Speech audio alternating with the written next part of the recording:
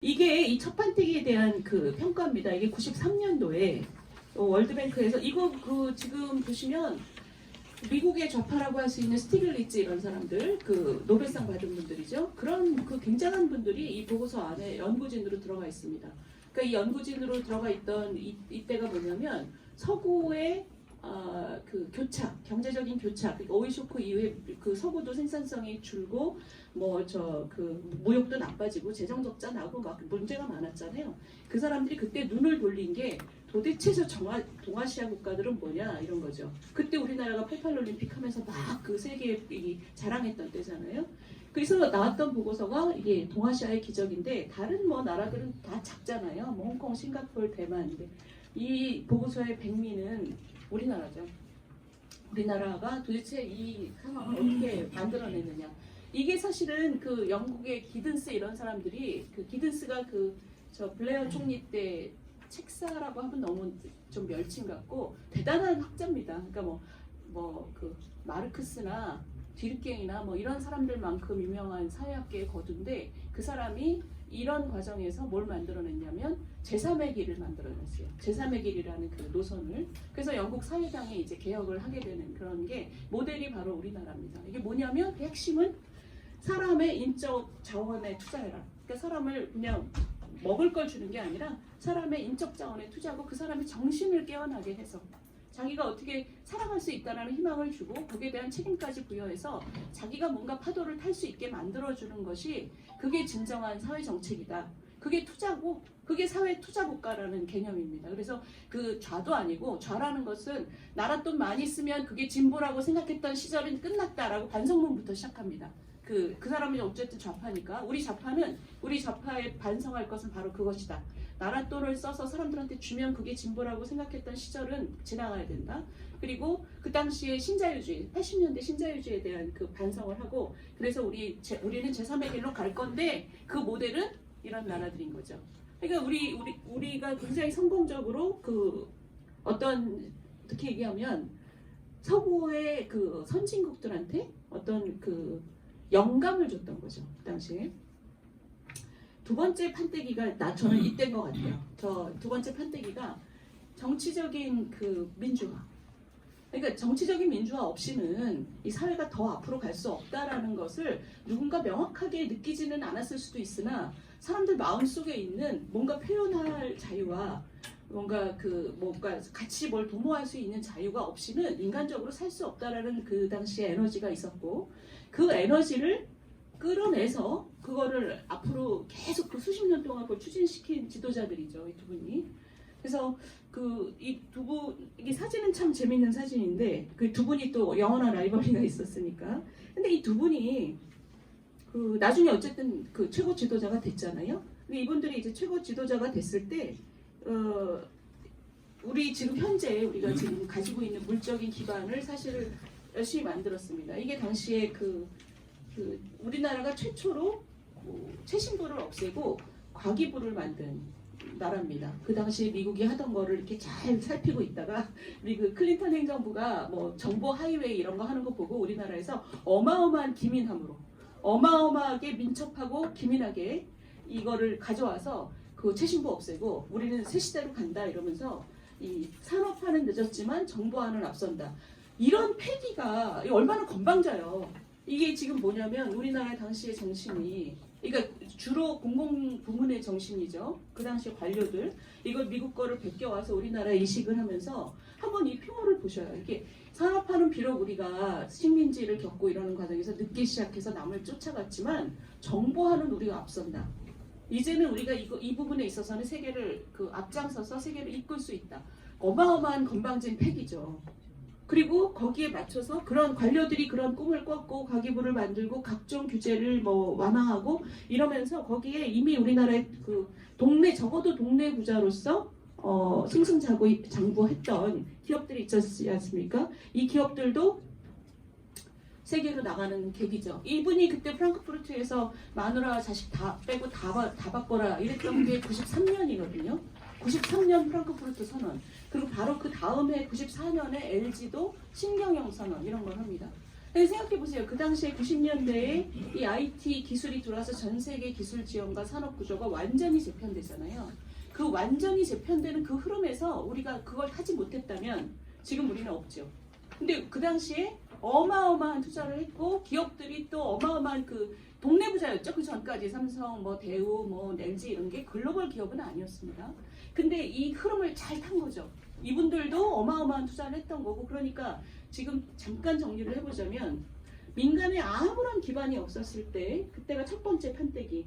그때는 우리 일제시대부터 사실은 그 교육받았던 관료들, 엘리트들이 나라를 이끌었고 또 그 부채의식과 함께 굉장한 헌신을 가지고 나라를 만들었는데 이 후반에 두 번째 판때기에 가서는 정부의 힘은 그 예전에 비해서는 많이 떨어졌지만 민간이 또 상당히 발전해 있는 상황에서 사실 양 부문이 같이 힘을 합쳤다고 보는 게 맞지요. 근데 이때가 아마 우리나라의 그 공공 부분의 리더십이 아주 성공적인 그 결집력을 가졌던 마지막인 것 같습니다. 이 이후로는 사실은 그 공공의 힘이라는 것이 많이 떨어졌고 공공의 힘이라는 건 두 가지인데 본인들의 헌신이나 본인들의 어떤 규율 이런 것도 분명하고 두 번째는 국민들에게 미치는 영향력도 많이 떨어진 것 같습니다. 그래서 사실 지금 와서 보면 우리 예전과 같은 그런 우리 국민을 이끌 수 있는 역량을 가진 공공부문이라는 것은 이제는 별로 이렇게 생각하기 어려운 거죠. 이거 하나 저 보여드리면 아마 유튜브에서 이거 많이 보셨을 거예요. 이분이 그 누군지 아시죠? 네, 손정희 씨. 그 뭐죠? 소프트뱅크 이제 이분 유튜브에 가셔서 손정희, 김대중 이렇게 한번 쳐보셔요. 그러면 이게 뜹니다. 이게 뭐냐면 이분이 일본 텔레비 그 토크쇼에 나가서 이게 한마디로 터는 과정이에요. 이분이 굉장히 막 수다스럽게 이게 터입니다.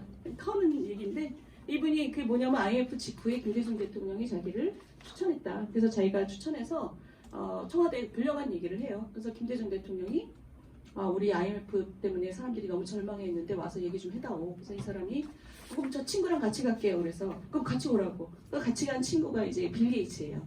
그래갖고 청와대에 가서 이렇게 뒤에 수석들 배석하고 이 사진들 나와 있습니다. 그래서 그 김대중 대통령이 뭘 하면 되겠는데 했더니 이 사람이 한국이 지금 다시 일어나려면 세 가지를 해야 된다고. 첫 번째 인터넷 브로드밴드 투자. 그다음에 두 번째 인터넷 브로드밴드. 세 번째 인터넷 브로드밴드. 이렇게 그래서 김대중 대통령이 그럼 친구분은 어떻게 생각하시냐고.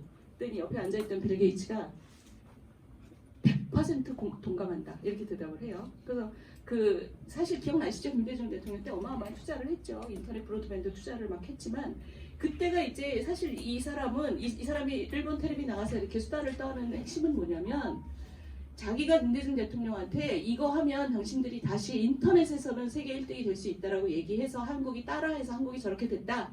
이 얘기를 이 사람이 하는 거예요. 그런데 사실 이걸 좀 길게 보면 우리는 그 90년대 내내 이런 흐름 속에서 가고 있었습니다. 그 YS 때부터. 근데 어찌됐든 그 당시에 이제 대단한 투자를 했고 이 IT 중심으로 세계의 지형이 완전히 변할 때 그 흐름을 우리가 확 일찍이 올라탈 수 있었던 것이 그 선진국으로 가는 어떤 그 뭐랄까요? 굉장히 매끄럽게 선진국의 꼬랑지에 우리가 안착할 수 있었던 힘입니다. 지금 한번 생각해 보세요. IT 혁명에 우리가 그 흐름을 놓쳤다면 어떻게 됐을지. 지금 삼성도 없고 LG도 없고 아무것도 없습니다. SK도 없고. 그렇다면 우리 지금 경제가 어떤 모양일지. 지금 이거 우리 경제발전 65년을 딱 요약한다면 제 생각에는 두 가지예요. 첫 번째는 산업화로 먹고 사는 문제 해결한 거.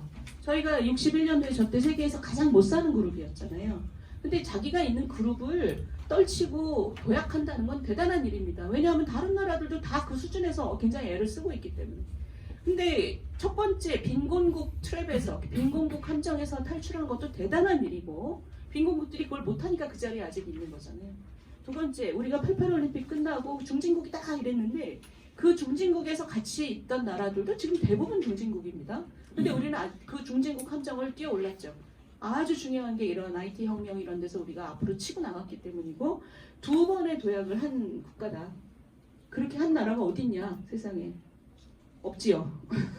그래서 전에 어느 분인가요? 그 정치학계의 되게 원로신데 신지연 교수가 그분이었던 것 같은데 신문 인터뷰에서 어떤 표현을 썼냐면 문명사적인 전환이라는 표현을 쓰셨어요. 그게 뭐냐면 식민지라는 게 사실 그 정신부터 굉장히 피폐해지는 거잖아요. 식민지를 겪은 나라 중에 이렇게 2번의 도약을 해서 이런 고소득국으로 간 예는 없다. 그러니까 애지간한 사이즈, 뭐 타이완 이런 나라도 있지만 좀 우리 좀 치우고 우리나라처럼 이런 사이즈가 되는 나라 중에서 이런 성취를 한 나라는 없다. 그럼 이게 얼마나 대단한 건지를 생각을 해보면 물론 여러 가지 조건이 있었죠. 그렇지만 그 여러 가지 조건보다 더 힘든 조건도 많았습니다. 전쟁 이후의 폐허 속에서 우리 속에 저는 뭐가 있다고 봐요. 한국 사람이 참 대단한 피를 가졌다고 저는 믿습니다. 근데 그게 뭔지는 이제 조금 이따 말씀드리고. 자, 그런데 지금 보시면 이게 우리가 이렇게 잘 해왔는데 올해 나왔던 이 걱정거리들 한번 쭉 보셔요. 트럼프 선생이 돌아와서 무역 환경, 관세, 중국하고의 싸움 속에서 우리가 스탠스도 굉장히 어려워졌고, 그다음에 우리 북핵 문제, 저거 이구지구 살아야 되는데 또 북한, 중국, 러시아 저렇게 붙어가고 있고, 우리 경제는 내수 회복 지체된다고 지금 자영자들 곡소리 나고 있습니다, 정말. 그리고 자영자들이 안 좋다는 거는 거기에 소속된 근로자들, 우리 사회의 가장 아랫부분을 책임지고 있는 분들, 이분들이 지금 굉장히 어렵습니다. 우리가 자영자를 보통 600만 보니까 그 600만하고 그분들이 딸린 식구들, 그분들이 고용하고 있는 저숙련 근로자들을 생각하면 우리의 지금 남한 이 지역의 한 반 정도는 대단히 어렵다. 그냥 우리 월급쟁이들처럼 세상이 우울하네 이게 아니고 대단히 어렵다. 근데 거기다가 이 정치 불안정까지 지금 겹쳐 있습니다. 이게 24년에 우리가 걱정했던 일이에요. 24년, 25년 뉴스에 나왔던 얘기입니다. 근데 그걸 넘어서서 지금 당장의 걱정거리 뒤에 뭐가 있냐 보시면 골문 문제. 이게 뭐냐면 이번에 우리가 몇 달 동안 지내오면서도 느끼는 거지만 국민들이 국가기관에 대해서 신뢰하지 않는다는 게 굉장히 지금 노골적으로 드러나고 있습니다. 여러분들 보실 때는 지금 대통령 지지자들만 그럴 거라고 생각하시는 분들도 계시겠지만 그렇지 않습니다. 보시면 무슨 판사가 무슨 판결을 하면 자기 입맛에 안 맞으면 양쪽 진영 사람들이 다 화내잖아요. 판사가 이유가 있어서 그랬겠거니 라고 했던 시절은 지나갔습니다. 그리고 거기에 맞도록 그런 의심들을 하게끔 해요. 이게 뭐냐면 판사의 업의 본질이 뭐냐? 사람들을 판결하는 거잖아요.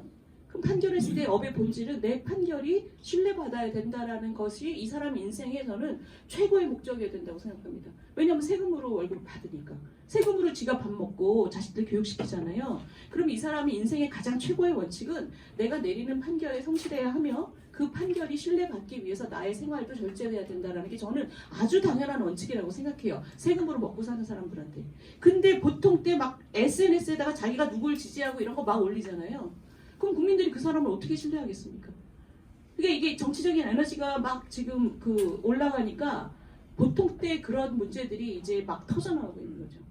근데 그게 보시면 이게 입법, 사법, 행정, 수사기관, 이번에 공수처, 경찰, 검찰 모두 다. 그러니까 제가 어떤 신문에 보니까 여당은 왜 국가기관하고 싸우냐 이런 헤드라인을 봤어요. 근데 제가 얘기하는 건 국가기관의 문제, 국가기관을 압박을 넣어서 우리 당의 무슨 정치적 이득을 꾀하고 대통령한테 유리하게 한다 이런 차원의 문제가 아닙니다. 제가 우리나라를 넓게 길게 봤을 때 이게 나라냐 하는 마음이 나오는 게 딱 이 부분이에요. 왜 이렇게 됐을까? 한 20년 전만 해도 이러지는 않았거든요. 10년 전만 해도 이렇게 나쁘지는 않았어요. 근데 국민들이 지금 입법, 사법, 행정, 수사기관에 대한 아주 총체적인 불신을 갖고 있습니다. 불신 정도가 아니라 아주 본격적으로 저항을 하는 단계까지 이르렀어요. 그럼 나라가 굴러갈 수가 없잖아요. 그리고 우리 경제학자들이 계속 지난 한 20년 얘기했던 거, 저기 우리 박병원 차관님 계시지만, 이사장님 계시지만 차관으로 계실 때 구조개혁 깃발을 높이 드셨죠. 당시에 서비스업 구조개혁 아주 적실한 거였습니다. 우리나라의 서비스업의 현산성이 막 떨어지고 너무 낮을 때. 근데 대단히 죄송하지만 앞으로 나가지는 못하셨습니다. 그때가 벌써 언젠데요? 20년 전인데요. 우리 그런 목소리들이, 그런 노력들이 결실을 별로 보지 못했기 때문에 지금 우리나라는 빠르게 내리막을 가고 있습니다. 아니 그때 이미 대단히 늦었다 하고 시작한 건데 그로부터 지금까지 진전이 없었으니 그러니까 경제학자들이 앉아갖고 서로한테만 얘기한 거예요. 서로한테만.